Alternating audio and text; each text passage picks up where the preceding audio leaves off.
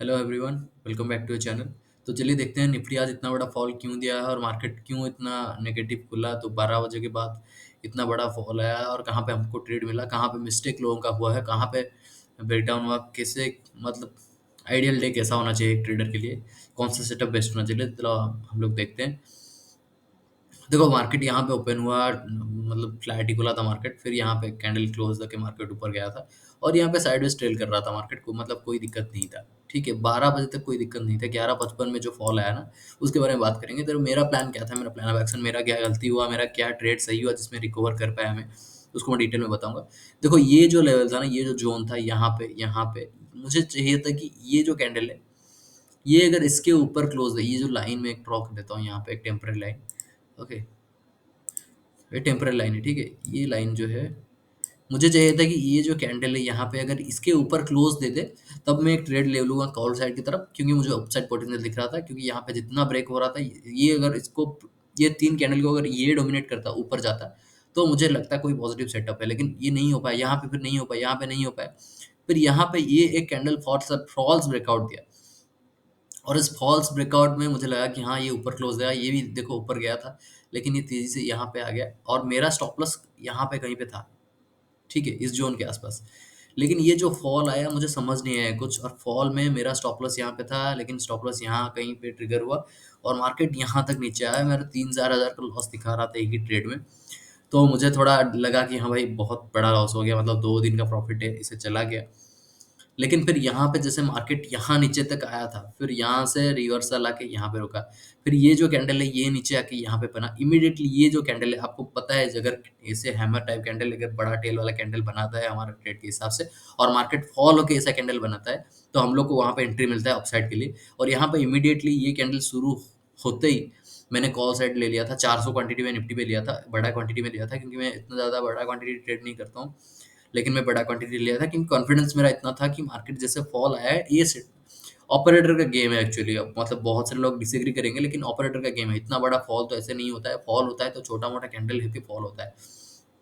देखो आप देख रहे हो इतना बड़ा कैंडल कहाँ पे दिख रहा है आपको, ये जो फॉल आया है नहीं दिखेगा। देखो यहाँ पे एक कैंडल है, लेकिन ये इसका कितना बड़ा कैंडल है। देखो ये फॉल जो आया, ये प्योर ऑपरेटर गेम है। और मुझे पता था कि ऑपरेटर यहाँ पे सेल किया है तो बाय करेंगे वो लोग, पैसा लेके कहाँ जाएंगे वो उतना पैसा। और ऑपरेटर का मैं कॉन्सेप्ट बताया था हूँ आपको, लगा ऑपरेटर क्या है भाई, इतना ऑपरेटर ऑपरेटर बोल रहा है। देखो हम लोग 10 जन है, हम लोग के पास हजार हजार करोड़ रुपया है, और हम लोग स्टॉक होल्ड करके बैठे हैं या फिर शॉर्ट, मतलब हमारे पास पैसा फंड है। तो हम लोग क्या करते हैं, एक साथ इमीडिएटली सोचते हैं, डिसाइड करते हैं 11:55 में हम लोग सेल करेंगे सारे। और मैं यहाँ पे सारे निफ्टी का स्टॉक्स ही डाल के बैठा हूँ आपको दिखाने के लिए कि कैसे एग्जैक्टली वो कैप्चर किए हैं निफ्टी के स्टॉक्स को, निफ्टी फिफ्टी के पर्टिकुलर स्टॉक्स को, बड़ा बड़ा स्टॉक्स को कैप्चर किए हैं। उसी में सेल किए होंगे शायद, और उसी को वो लोग सेल करके मार्केट को गिराए हैं और निफ्टी को ही गिराए हैं। बैंक निफ्टी उतना ज़्यादा गिरा नहीं है। बैंक निफ्टी अगर आप देखोगे, यहाँ पे देखो बैंक निफ्टी छोटा मोटा फॉल दिया, फिर वहां पे ऊपर जाके क्लोज दिया, कितना ऊपर गया। लेकिन निफ्टी वो जो फॉल आया है वहीं से दोबारा फॉल दिया, ऊपर नहीं जा पाया। तो ये लोग प्लान करके निफ्टी को ही गिराए हैं। ये प्योर ऑपरेटर गेम मुझे लगता है। लेकिन हम लोग को क्या है, हम लोग को ऑपरेटर के जैसा सोचना है। हम लोग को अगर ऑपरेटर के अपोजिट डायरेक्शन में सोचेंगे, या फिर बहुत सारे लोग ये सोचे होंगे कि इतना बड़ा फॉल आया तो यहाँ पे बहुत नीचे जाएगा मार्केट। ऐसा नहीं होता है। आपको इतना बड़ा फॉल दिखता है तो तुरंत तुरंत रिवर्सल आ जाता है।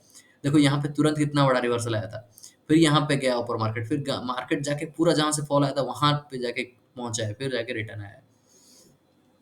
तो ये देखो रिलायंस इंडस्ट्रीज 11:55, 11:55 को यहाँ पे फॉल।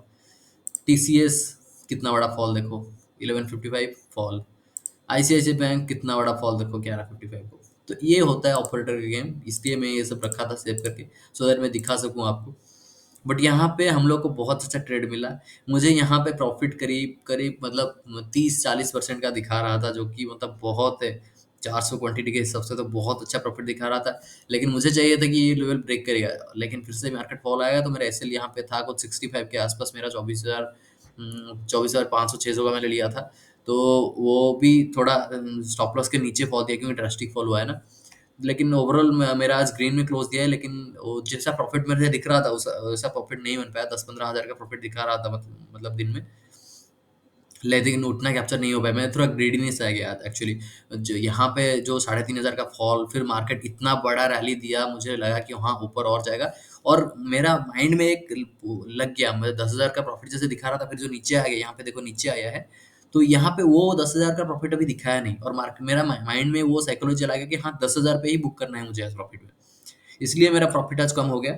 10,000 का प्रॉफिट को टारगेट रख के मैं मतलब बहुत प्रॉफिट पोटेंशियल मैं कम कर दिया हूँ, जो कि गलत है। इतना मतलब जितना ही मिलता है उसमें खुश होना चाहिए। जो आपका टारगेट है उसी पे भी एग्ज़िट करना चाहिए। अगर टारगेट अचीव होने के बाद भी अगर ग्रेडीनेस आ जाता है, तो मैं ये एक चीज़ सीखा हूँ आज, ग्रेडीनेस अगर आ जाता है तो ग्रेडीनेस आपका प्रॉफिट भी ले जाएगा।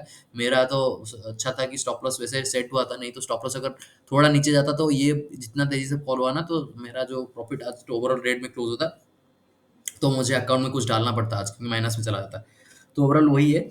यूएसए मार्केट देखें तो अभी पॉजिटिव है, लेकिन इंडियन मार्केट में वही सिचुएशन है। और बैंक निफ्टी में अच्छा खासा ट्रेड आज मिला है। निफ्टी में हाँ अच्छा खासा ट्रेड नहीं मिला, लेकिन बैंक निफ्टी में जैसे आपको पता है एक्सपायरी जो खत्म हो गया है, इसलिए बहुत वॉल्यूम कम हो गया है। वॉल्यूम तो हो रहा है, लेकिन बड़ा ट्रेड हो रहा है। छोटे ट्रेडर के लिए थोड़ा नेगेटिव न्यूज़ है। छोटे ट्रेडर थोड़ा मतलब परेशान है, इसलिए कि हाँ अभी मतलब ट्रेड नहीं मिल रहा है इतना, क्योंकि 900 और 10,000 रुपये का प्रीमियम है, उसमें प्रॉफिट होता है, 2-3 हज़ार का प्रॉफिट होगा अगर 100 पॉइंट मार्केट जाएगा। लेकिन यहाँ पे सस्ते में मिलता है, तो जो लोग ज़्यादा अट्रैक्टिव रहते हैं। निफ्टी में कल एक्सपायरी है, तो कल थोड़ा ज़्यादा वॉल्यूम देखने को मिला। मैं आज प्लान किया था कि 3 बजे के पास में सोचा था कि बीटीएसटी लूँगा कॉल साइड, लेकिन एग्जैक्ट 3:30 बजे ही मैं देखा मार्केट तब तक बंद हो गया था, तो मैं प्लान करके रखा था पूरा सेट करके, लेकिन नहीं हो पाया, बीटीएस नहीं ले पाया। मुझे पता था कल थोड़ा मार्केट क्या पा खुलने वाला है। मतलब ये मेरा प्रेडिक्शन नहीं है, ये मेरा मतलब ऐसा मैं सोचता हूँ कि हाँ जैसे सेलिंग हुआ है, ये बुल मार्केट है तो आएगा, गैप अप खुलेगा तो अच्छा खासा प्रॉफिट बनता है, क्योंकि एक्सपायरी था। लेकिन नहीं ले पाए। कल हम लोग ट्रेड कैप्चर करने की कोशिश करेंगे, कल भी ओवरऑल मार्केट पॉजिटिव रहेगा, और कल भी ऐसा ऐसा बड़ा कैंडल देखने को मिल सकता है। तो आगे एक्सपेक्ट करिए कि अगर आप ट्रेड कर रहे हैं तो स्टॉप लॉस लगाइए। कल बड़ा कैंडल देखने को मिलेगा आपको डेफिनेटली, क्योंकि ये ट्रेंड जो आता है ऑपरेटर वाला, ये थोड़ा टाइम चलता है। ये 2-3 हफ्ता चलेगा, और आप सोचोगे मतलब जब जब तक सोचोगे कि हाँ इसके हिसाब से काम करो और इस ट्रेंड को कैप्चर करो, वो खत्म हो जाएगा। तो इसलिए कल थोड़ा कसियस होकर ट्रेड करना, क्योंकि एक्सपायरी है, चला जाएगा तो बिल्कुल कैपिटल पूरा वाइप आउट कर देगा पूरा।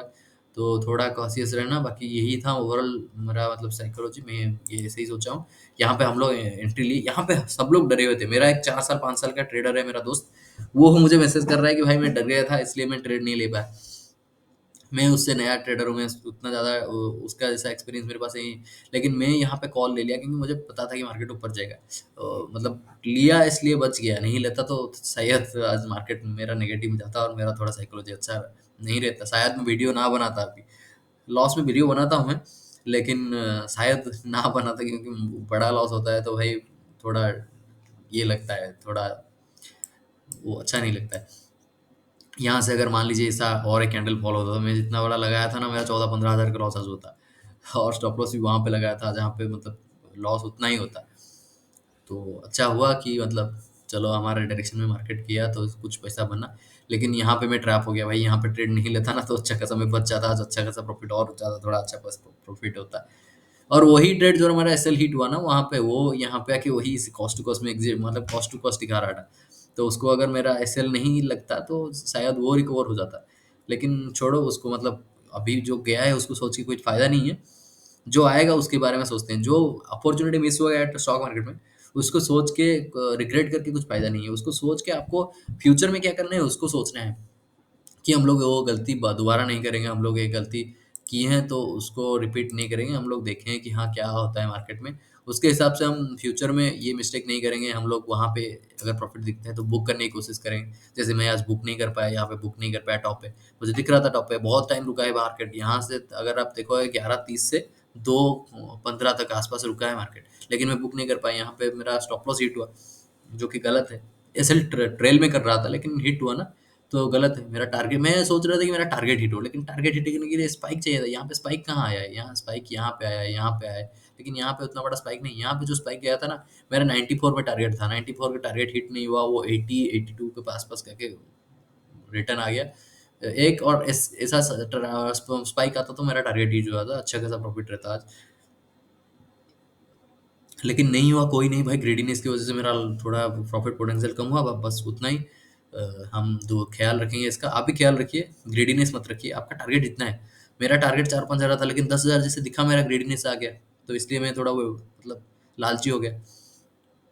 तो वही है, चलो वीडियो क्लोज करते हैं, फिर दोबारा मिलेंगे कल, और कल देखते हैं कि निफ्टी एक्सपायरी ट्रेड में कैसा क्या ट्रेड मिलता है। होपफुली आप लोग सबको अच्छा खासा ट्रेड मिले, और लॉस कम करने की कोशिश करो भाई, प्रॉफिट होगा आपका, डेफिनेटली प्रॉफिट होगा। आप अगर मार्केट में जुड़े रहते हो ना, तो डेफिनेटली आपका प्रॉफिट होगा, कोई नहीं रोक पाएगा। तो लॉस को कंट्रोल करो, पहला 1-2 साल, 3 साल, 4 साल लॉस को कंट्रोल करो, उसके बाद प्रॉफिट ऐसा आएगा आप रख नहीं पाओगे। ठीक है, चलो वीडियो क्लोज करते हैं, तब तक के लिए bye bye, take care, good night, Jai Jagannath.